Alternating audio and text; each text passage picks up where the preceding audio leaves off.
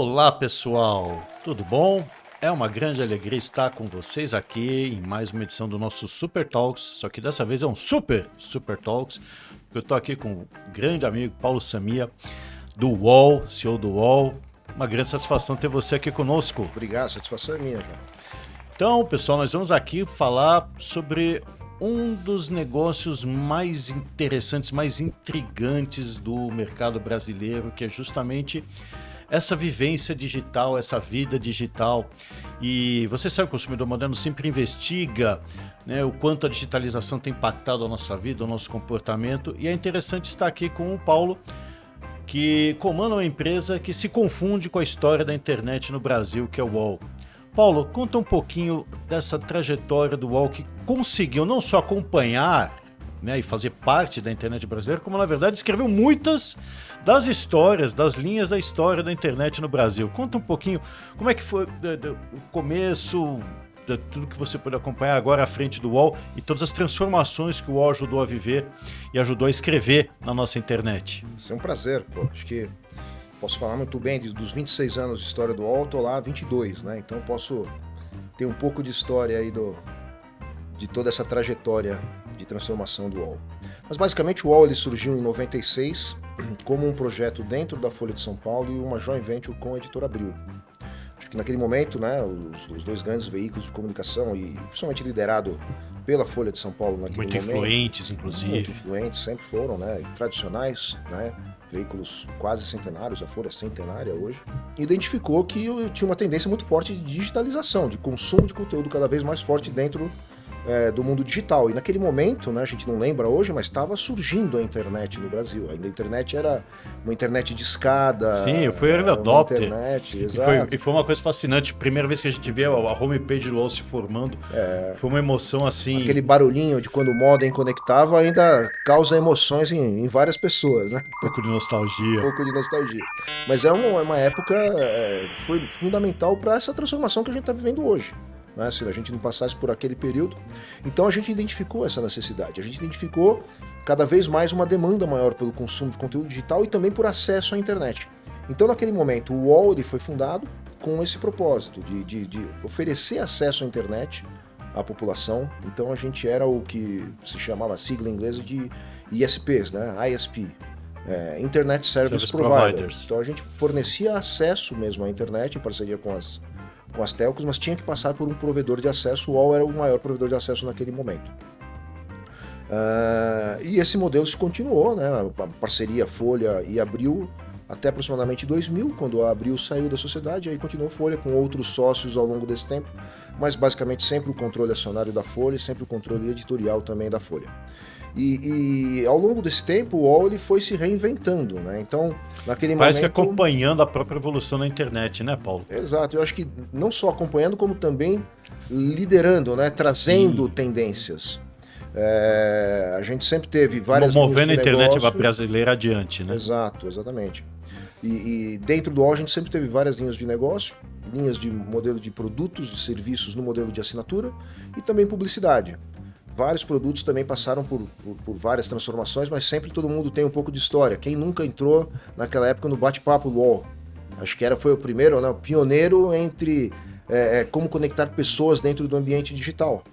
E hoje em dia é a coisa mais natural que tem você falar em WhatsApp, você falar em Messenger, etc.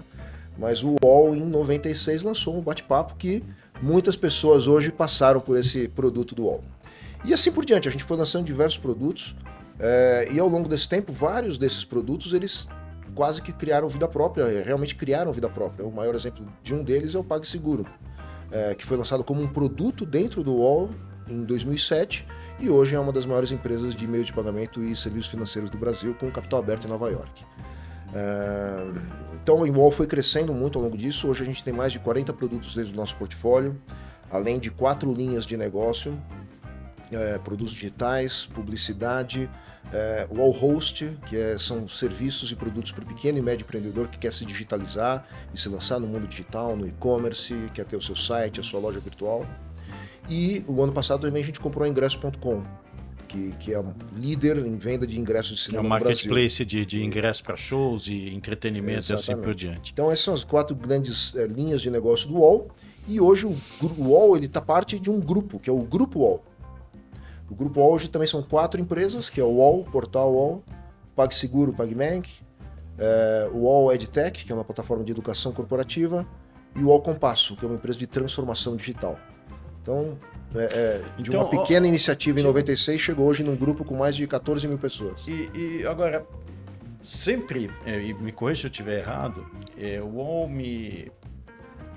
construiu uma imagem, no meu modo de entender, de novo, me corrija se eu estiver errado, de estar muito devotado, de ter assumido o propósito de democratizar a internet e permitir que os brasileiros pudessem usar a internet da melhor maneira possível para consumir conteúdo, para poder estabelecer seu pequeno negócio também na internet, para poder desenvolver financeiramente seu negócio, está aí, PagSeguro.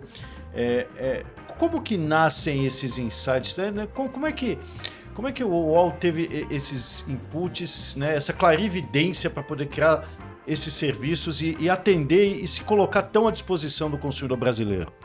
Eu acho que é muito do nosso DNA, da natureza do nosso negócio e da cultura também da empresa. A gente é muito inovador, então a gente está sempre analisando o que o mercado está fazendo, a gente está sempre pensando em novas tendências, analisando para onde estão indo as tendências de mercado e lançando rapidamente produtos, testando rapidamente e também tirando rapidamente produtos que não evoluem. Então, ao longo desses 26 anos, a gente lançou centenas, ousaria dizer até quase milhares de produtos. Muitos deles não foram para frente, muitos deles prosperaram. Então eu acho que é um pouco de cultura. A metodologia ágil está muito incutida na cultura? Tá, sim. Nesses últimos 5, 6 anos a gente tem feito um trabalho poder muito errar rápido, forte testar rápido. de metodologia ágil. A gente tem squads e tribos para todos os produtos. E a gente testa rápido, erra rápido e corrige rápido também.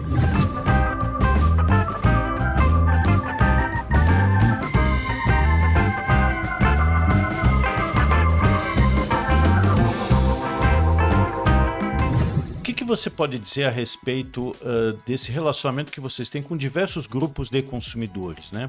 Porque quando você aceita o desafio da diversificação, é sempre um desafio complicado, sem perder o foco, sem perder a essência, né? Você acaba tendo que lidar com diversos grupos. E a gente sabe o quanto que o consumidor vem se transformando. E eu sempre penso, por mais que o negócio seja B2B, você está sempre fazendo com que pessoas lidem com pessoas, tá? Como que é pensar nessas jornadas tão diversificadas sem fazer com que a empresa perca a coesão e o propósito? Como que é isso? É um desafio, você tem que ter uma área bem preparada e principalmente, eu acho que você tem que ter muita integração entre todas as áreas. E todas as unidades de negócio e todas as gestões de produtos, de cada um desses produtos. Eles têm que estar muito integrados com toda a estrutura de atendimento, né? Toda a cadeia de valor, de entrega de valor desse produto para o cliente final. Então, os gestores de produto eles têm que conhecer desde do insumo, ou seja, como aquele produto ele chega até a nossa estrutura, até como ele é entregue aos clientes. E isso daí tem que estar integrado com toda a estrutura de atendimento. Então, a estrutura de atendimento tem que ser uma estrutura multifacetada, com vários skills e pronta para atender diferentes tipos de cliente, diferentes tipos de produto, o máximo possível para a gente ter maior flexibilidade e o maior ganho de escala com essa estrutura de atendimento. Mas é um desafio, porque hoje, como eu te falei, a gente tem mais de 40 produtos dentro do nosso portfólio de produtos digitais, fora outras linhas de negócio também.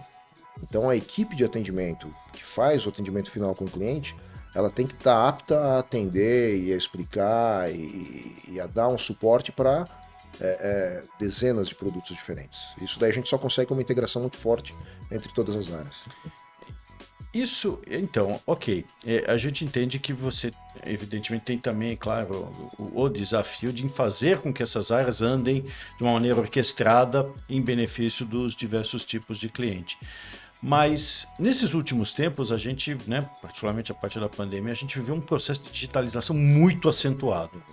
Né? Claro, vocês nasceram digitais, está tudo certo, então vocês já tinham muito do DNA, o que pode parecer no primeiro momento simples. A gente se adapta porque a gente já tem isso. Mas eu acho que não foi tão fácil assim, né? Porque, na verdade, vocês deviam ter uma cultura corporativa de trabalho no escritório, de repente teve que migrar para home office e fazer frente a uma população que estava aprendendo a lidar com o digital. Como é que foi isso? Esses últimos 3 anos, com de repente tudo praticamente pareceu que virou e se acelerou digitalmente. Eu acho que você tocou bem no ponto, né? Apesar de todo o nosso processo de entrega de valor para o cliente já seja um processo digital, uma vez que o nosso produto ele é digital, mas o processo interno de produção é um processo presencial, como muitas empresas, né?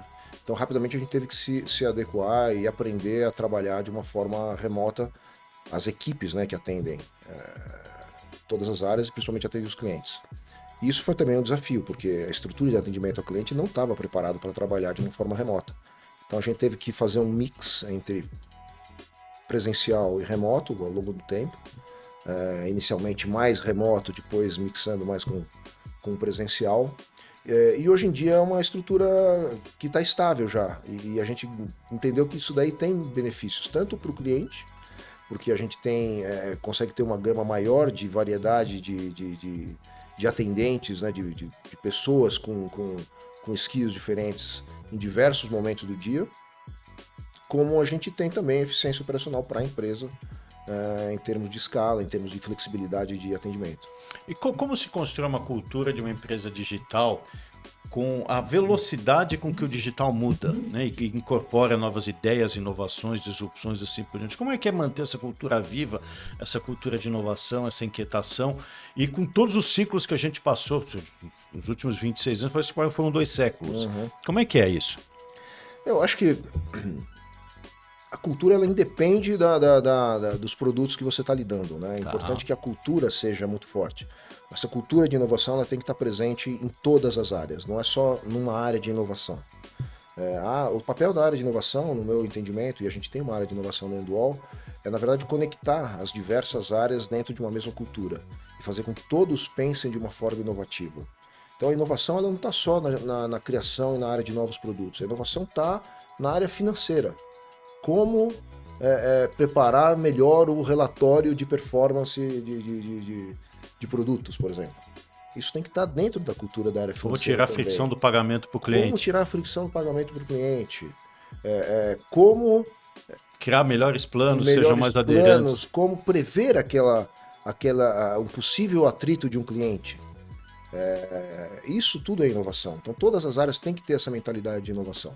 Eu acho que o papel do CEO nesse caso é o quê? É quebrar as barreiras entre as áreas. Para que todas as áreas conversem francamente e que a informação flua entre uma área e outra, sempre com esse intuito de buscar de forma inovadora qual é o melhor processo em cada fase da cadeia de valor. Essa é uma palavrinha, um conceito que é muito utilizado, e eu gostei que você colocou agora, né? A fluidez entre as áreas. Porque muito se fala também da gente levar fluidez para o cliente, né? Quando a gente considera a jornada do cliente, não só no atendimento, mas na contratação, né? Na interação com o próprio serviço, assim por diante, né? O serviço ser fluido, né? Omnicanal e assim por diante. Mas a gente nota que isso é uma dificuldade muito grande que as empresas têm, né? De como realmente construir processos fluidos para que a jornada do cliente aconteça de uma forma muito uniforme e muito suave. Você acha que isso tem base justamente, né, nessa quebra de barreiras, dos silos que emperram o desenvolvimento das empresas? Eu acho que sim. Acho que você usou a palavra que eu uso lá dentro também. Não existe silos, né? Não pode existir silos. Existem áreas de especialidade e de funções diferentes, mas não existe silo. Todo mundo está dentro do mesmo processo. O sucesso de um é o sucesso de todos. Então acho que se a gente tiver essa cultura e essa mentalidade, isso daí tem que estar escrito mesmo nos valores da empresa, e hoje está escrito nos valores do UOL, que não existe barreira entre áreas. Né? Não existe, uma coisa que eu coloco muito forte nos nossos valores não existe a palavra, porque sempre foi feito assim. Isso para mim é morte para qualquer empresa. A pessoa tem que estar sempre... E eu falo pessoa porque dependemos de cada momento das decisões de cada pessoa. A pessoa tem que estar sempre pensando como fazer uma coisa diferente. Melhor, mais produtivo, mais eficiente. Então eu acho que quebrar silos é fundamental para você ter uma fluidez em processos e com isso você dá um melhor atendimento para o cliente. E quando eu falo atendimento para o cliente, não é só aquele atendimento quando o cliente liga no call center com alguma dúvida, alguma necessidade. Não, atendimento ao cliente, ele está no momento que o cliente primeiro acessa a nossa página para conhecer os produtos, depois está também no momento que ele assina o produto nosso, ou ele consome um conteúdo nosso. Tudo isso daí faz parte do atendimento ao cliente. Não é uma coisa física, não é uma coisa pontual. O atendimento ao cliente tem que estar em todos os pontos de contato do cliente com a empresa. E isso daí, no nosso caso, passa 90% por um contato não presencial, um contato entre telas, intermediado por uma tela. Então, a gente está preparado para isso e para dar um bom serviço em todos os momentos. É fundamental que todas as áreas estejam integradas, porque o atendimento em uma tela, por exemplo, depende de um bom funcionamento da área de tecnologia, um bom funcionamento da área financeira, um bom funcionamento da área de marketing, que vai ter um user experience agradável, ou seja, todas as áreas têm que estar integradas para um ponto de contato com o cliente.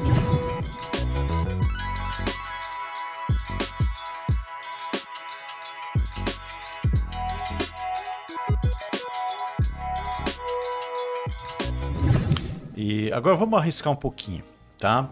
De novo, negócios digitais, você soubesse reinventar várias vezes, criar área de serviço.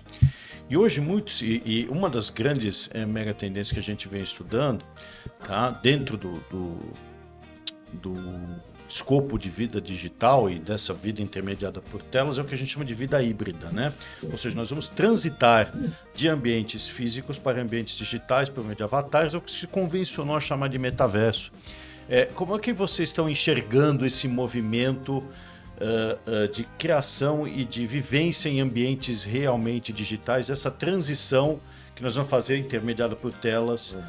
Vocês estão se preparando para isso? Sem dúvida, isso daí está no nosso radar já há muito tempo. Na verdade, já está há muito tempo isso daí. Isso daí é uma tendência que não é recente, é uma tendência de quase 2 décadas já, né? O primeiro exemplo grande Second Life que a gente teve foi o Second Life, né? Mas fora isso daí, acho que a interação entre pessoas dentro do ambiente digital ela já acontece. O que está mudando agora são os meios e as plataformas.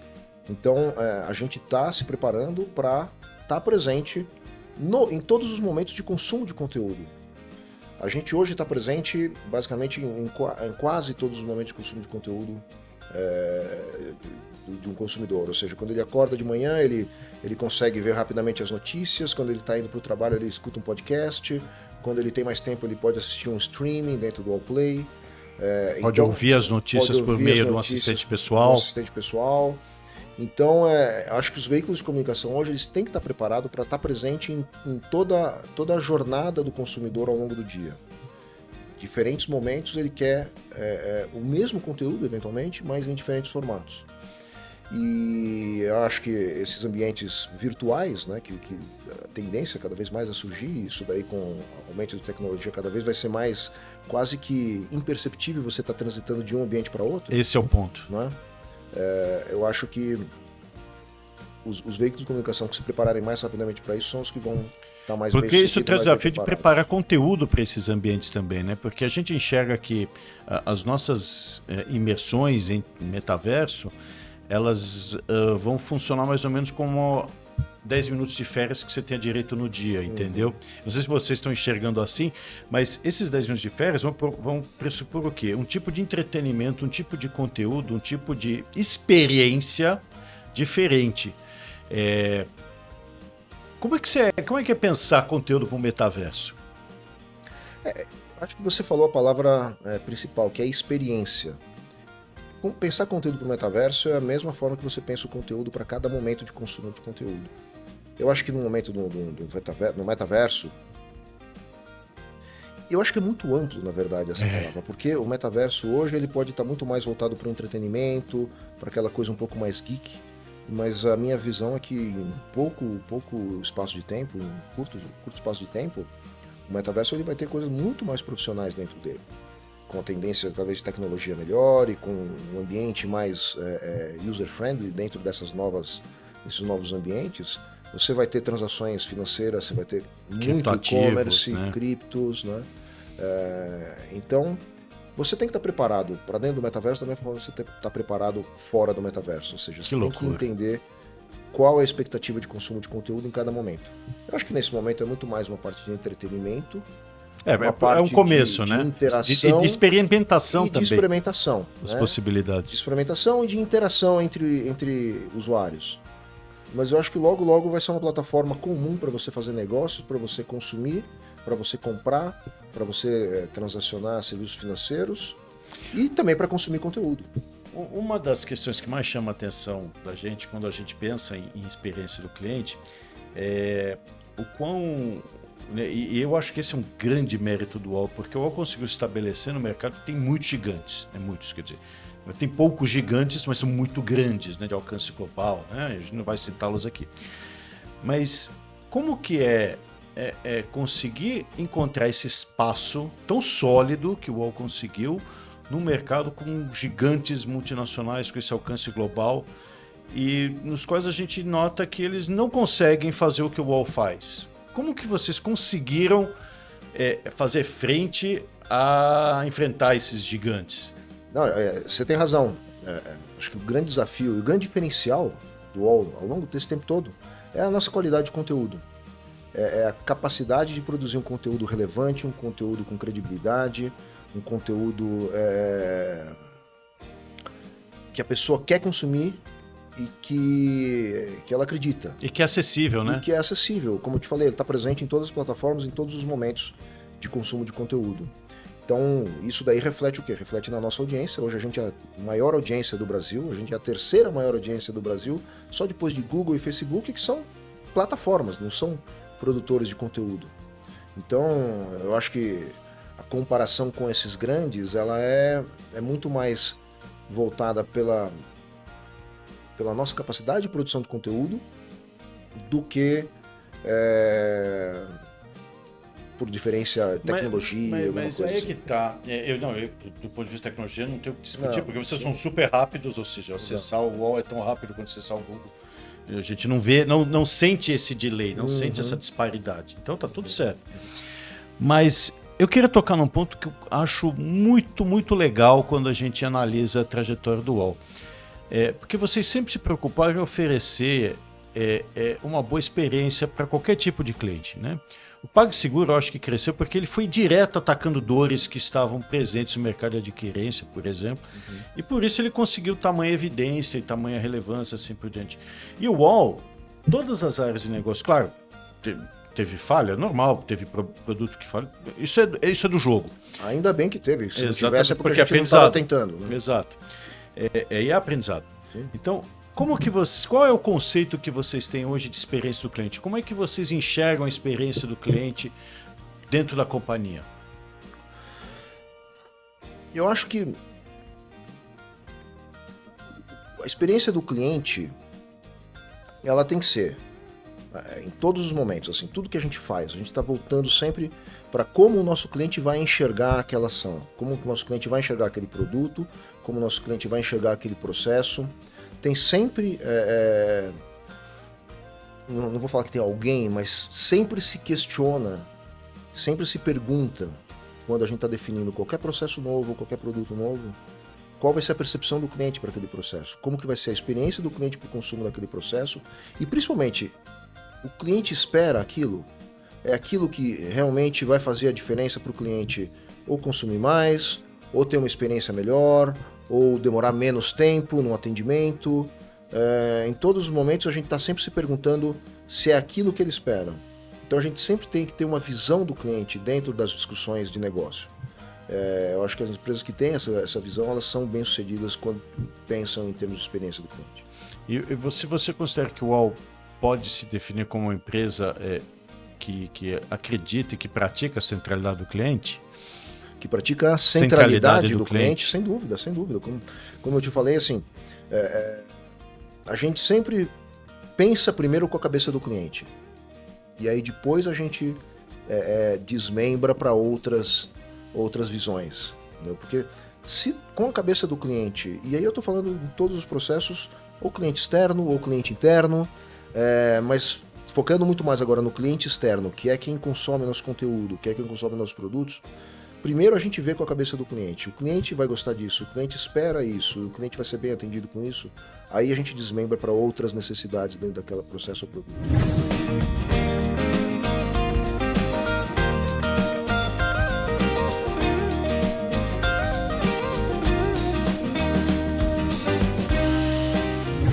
Você falou que vocês têm hoje praticamente 40 linhas de produto, 40 produtos, né, ativos, né?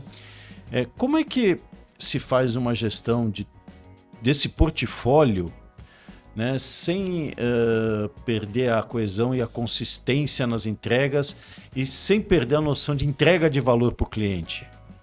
Eu acho que você tem que primeiro dividir esses produtos em categorias de produtos. Então a gente tem algumas categorias de produtos.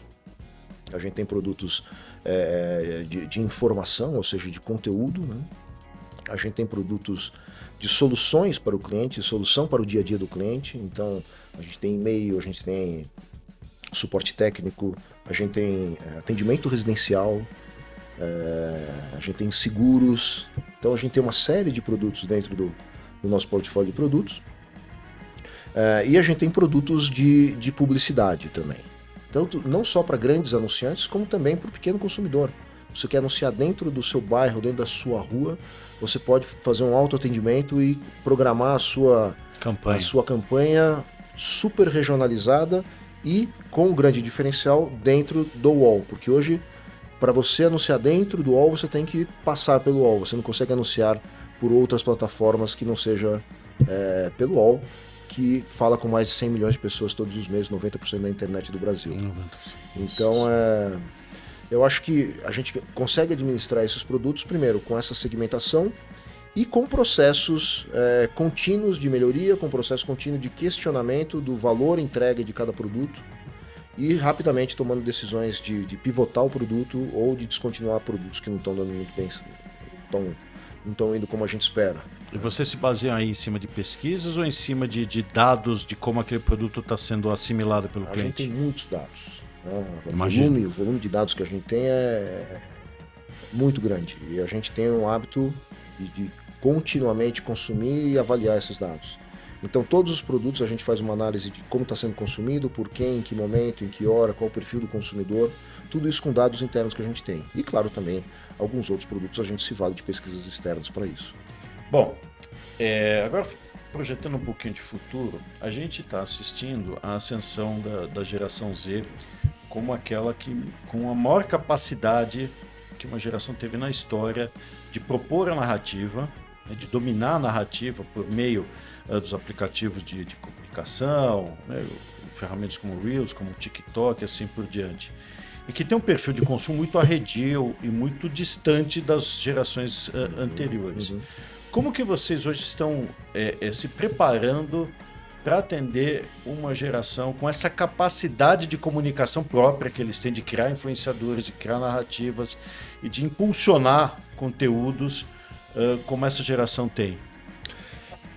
Esse é um dos grandes desafios que a gente tem, a gente percebe isso. Como a gente foi um dos pioneiros na internet, né? Muitas das pessoas que consomem o UOL hoje são pessoas que vieram nesse momento da internet mundial e brasileira, né?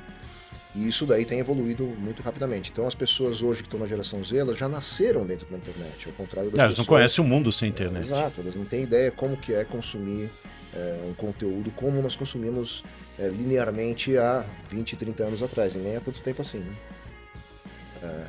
Hoje elas têm muito mais domínio do que vão consumir, em que momento. Então acho que esse é o grande diferencial. E é muito mais ágil. Então o que a gente tem feito é, primeiro, mudando a nossa linguagem. A gente mudou a nossa linguagem de produção de conteúdo. A gente tem lançado diversas verticais de interesse dentro do nosso portal. A gente lançou 7 ou 8 verticais nos últimos anos. Verticais de interesse específico com uma linguagem mais atual. Uma linguagem com conteúdo muito mais rápido de consumir, muito mais leve. E que pudesse criar identidade. Que tenha essa identidade, que as pessoas, principalmente da geração Z, estejam mais habituadas a consumir e com a possibilidade, claro, de ela aprofundar esse conteúdo dentro da nossa própria plataforma. Um exemplo disso daí é a nossa vertical de entretenimento, que a gente renomeou há uns 2 anos para Splash. E quando você entra na Splash, você vai ver um formato de conteúdo muito mais parecido com as páginas hoje de redes sociais, como o Instagram, como o Facebook. São feeds, quase feeds de notícia, mensagens rápidas, mas que lá dentro você tem também links para aprofundar aquele conteúdo. Porque a nossa proposta, né, a nossa missão é o quê? É levar conteúdo, informar, entreter e facilitar a vida de todo brasileiro. Então, a gente consegue fazer isso, não só dentro da nossa plataforma, como também em outras plataformas.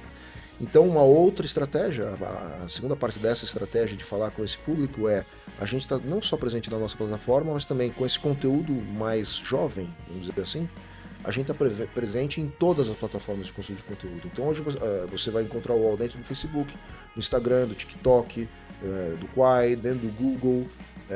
O nosso conteúdo vai estar onde a pessoa quer consumir. Eu não quero que as pessoas venham para o UOL só para consumir o conteúdo. Quando elas consomem o conteúdo do UOL, elas estão entendendo que elas estão consumindo um conteúdo de qualidade, um conteúdo de credibilidade, e isso naturalmente vai criar essa imagem de qualidade dentro da cabeça dos consumidores, que naturalmente vão cada vez mais transitar pela nossa própria plataforma.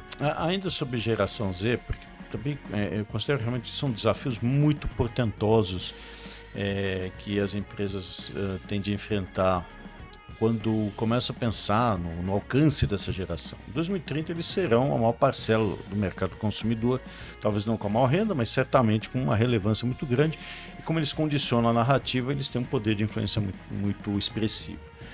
Mas quando a gente fala de geração Z, por exemplo, 2/3 dessa geração não ligam para a publicidade. 2/3 dessa geração, entendeu, querem trabalhar dentro de contratos onde eles tenham que fazer exatamente aquilo que está proposto no contrato, nem mais nem menos.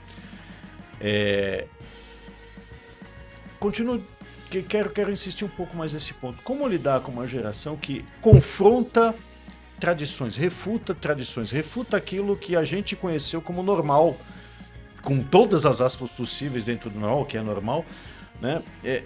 No nosso histórico. Né? Como que vocês hoje enxergam e procuram se tornar acessíveis para essa geração, não só do ponto de vista do conteúdo, mas da proposta de trabalho, da oferta de trabalho, ou seja, engajar esse público? Eu acho que, por mais que sejam diferentes essas gerações, sempre vai ter a necessidade de consumir um conteúdo de qualidade, com credibilidade, no momento que a pessoa espera. Além disso, também a gente está evoluindo enquanto empresa. A gente tem, dentro da nossa organização também, muitas pessoas já dessa geração.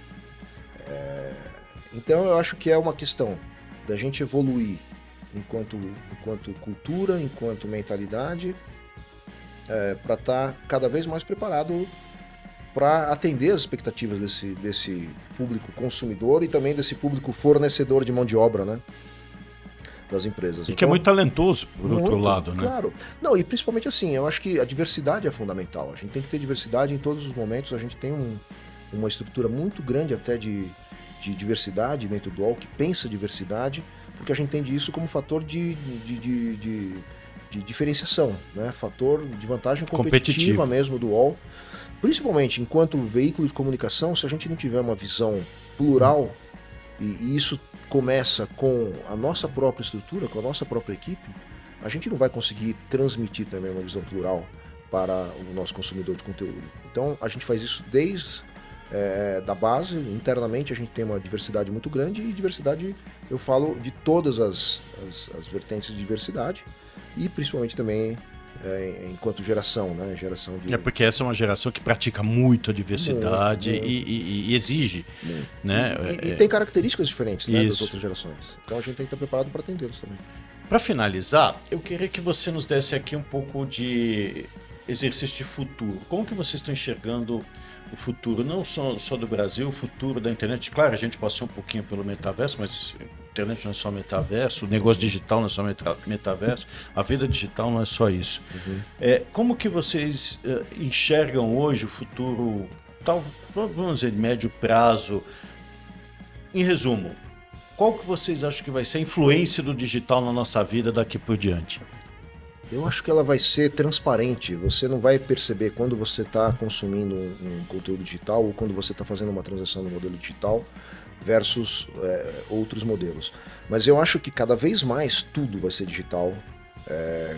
Há quanto tempo você não usa uma cédula de dinheiro para fazer uma transação? Eu não lembro a última vez que eu usei dinheiro. E isso daí é meio que transparente, você faz sem pensar. Então acho que daqui a alguns anos você vai pensar assim, pô, qual foi a última vez que eu parei na frente da televisão para esperar um programa começar? Que não fosse um evento ao vivo, um jogo de futebol, por exemplo. Eu também não lembro mais. Porque hoje em dia você consome conteúdo de entretenimento no momento que você quer, na plataforma que você quer. No celular, no tablet, no computador, na sua Smart TV. Né? E no metaverso você vai consumir também. Então, eu acho que vai ser quase que fluido essa mescla entre o físico e o digital. Mas cada vez mais o consumo de conteúdo digital, e eu falando agora pelo nosso negócio em termos de consumo e produção de conteúdo, vai ser muito mais forte, vai ser muito natural e vai ser quase que imperceptível. Você vai ter wearables, você vai ter internet das coisas, né? Então a internet vai estar presente na nossa vida de uma maneira sem você perceber, como já está hoje. Quase como acender a luz, como né? já está hoje. Só que eu acho que vale a pena a gente só fazer um pequeno comentário de como a gente tem aí, todos nós executivos e instituições, a tarefa de fazer com que o Brasil não crie um apartheid digital, né? Porque nós temos ainda, boa parte da população tem certa limitação de consumo de dados ou então não tem nem acesso a isso, né? Acesso à internet. Então a gente tem que realmente se empenhar em democratizar cada vez mais a internet. Você concorda? Não, sem dúvida nenhuma. Isso daí não é nem por vontade, mas é por necessidade. Eu acho que todas as empresas que contribuírem para essa democratização do acesso à internet vão estar contribuindo para o seu próprio negócio. Primeiro que você vai estar aumentando o seu mercado consumidor e, como side effect, você vai estar trazendo um maior benefício para todos esses consumidores novos que estão entrando nesse mercado digital, em termos de qualidade, em termos de acesso de conteúdo, em termos de informação, em termos de quase que você está enriquecendo o processo democrático como um todo, uma vez que todas as pessoas vão ter acesso ao mesmo tipo de conteúdo. Paulo Samir, muito obrigado. Grande papo. Foi um prazer. Foi muito bom. Espero que vocês tenham gostado dessa edição do Super Talks, um super talk especialmente para vocês. Continuem consumindo os outros conteúdos da Consumidor Moderno no nosso portal. Continuem de olho, vem aí muita coisa legal em 2023. E claro, acessem também o nosso Mundo do CX, onde vocês podem ter acesso ao melhor conteúdo, aos melhores cursos para desenvolvimento da experiência do cliente. Até a próxima.